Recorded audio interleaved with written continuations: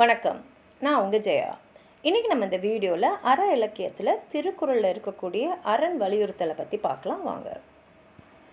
அறம்னா என்ன அப்படின்ற கருத்துக்கு நிறைய ஒருத்தங்களுக்கும் ஒரு பொருள் இருக்குது. இதில் இந்த கோட்பாட்டை பல கோணங்களில் இருந்து திருவள்ளுவர் எடுத்து சொல்கிறாரு. வாங்க அதை பார்க்கலாம். சிறப்பு ஈனும் செல்வமும் ஈனும் அறத்தினும் உங்கு ஆக்கம் எவனோ உயிர்க்கு. அதாவது ஒரு மனிதனுக்கு உயிருக்கு அவனது நல்வழியான அறம் ஆனது மறுமையில் அடையக்கூடிய வீடு பேராகிய சிறப்பையும் இந்த பிறப்பில் வேண்டிய செல்வத்தையும் கொடுக்கும்.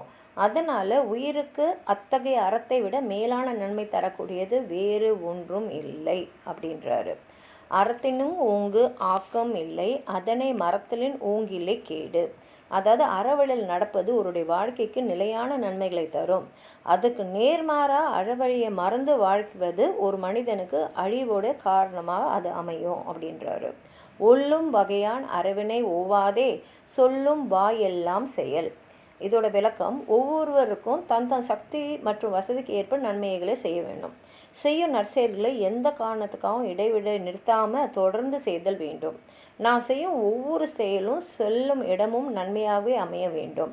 அறம் என்பது பெரிய அளவில் செய்யப்பட வேண்டும் என்பது அல்ல, மாறாக நம்மளால் முடிஞ்ச வகையில் தொடர்ந்து செய்ய வேண்டும் அப்படின்றத இதில் சொல்கிறாரு. மனதுக்கண் மாசிலன் ஆதல் அனைத்தரன் ஆகுல நீர பிற. அதாவது ஒருவன் தன் மனதில் எந்தவித தீய எண்ணங்களும் இல்லாதவனாக இருக்க வேண்டும். அந்த மன தூய்மையே முழுமையான அறம்.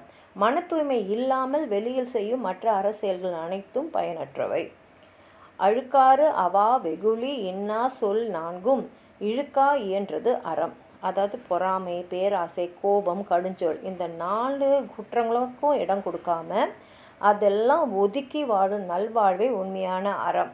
மனதை மாசில்லாமல் தூய்மையாக வைத்து கொள்வதே அனைத்து அறங்களுக்கும் அடிப்படை. அன்றறிவாம் எண்ணாது அறம் செய்க மற்றது பொன்றுங்கால் பொன்றாது துணை. பிற்காலத்தில் பார்த்து கொள்ளலான்னு தள்ளி போடாமல் நல்ல செயல்களை இப்போதே செய்யணும்.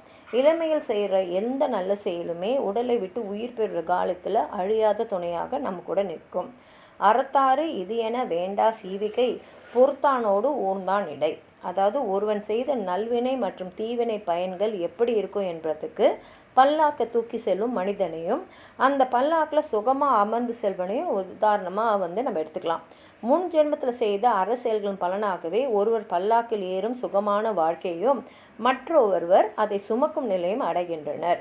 இதன் மூலம் அறத்தின் வலிமையை நம்ம கண்கூடால பார்க்கலாம். வீழ்நாள் படாமை நன்றின் அஃதொருவன் வாழ்நாள் வழி அடைக்கும் கல். அதாவது நல்ல செயல்கள் செய்யாமல் வீணாக கடியும் நாட்கள் இல்லாதபடி தொடர்ந்து நன்மைகளை செய்து வந்தால் அந்த நற்செயலே ஒரு மனிதனுக்கு மீண்டும் பிறப்பு உண்டாக்கும் வழியை அடித்து அவனுக்கு முக்தி கிடைக்க செய்யும். அறத்தான் வருவதே இன்பம் மற்றெல்லாம் புறத்த புகழும் இலா. அதாவது அறநெறியில் நின்று பிறருக்கு நன்மை அளிக்கும் வழியில் வாழ்வதன் மூலமே நிலையான இன்பம் கிடைக்கும்.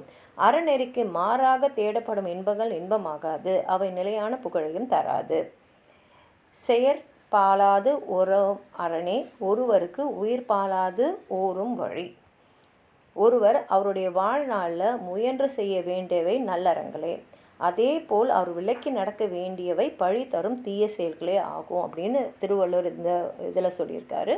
உங்களுக்கும் ஏதாவது சொல்லணும்னு நினச்சிங்கன்னா கீழே இருக்கிற கமெண்ட் பாக்ஸில் எழுதுங்க. இந்த வீடியோ லைக் பண்ணுங்கள், உங்கள் ஃப்ரெண்ட்ஸோடு ஷேர் பண்ணுங்கள்.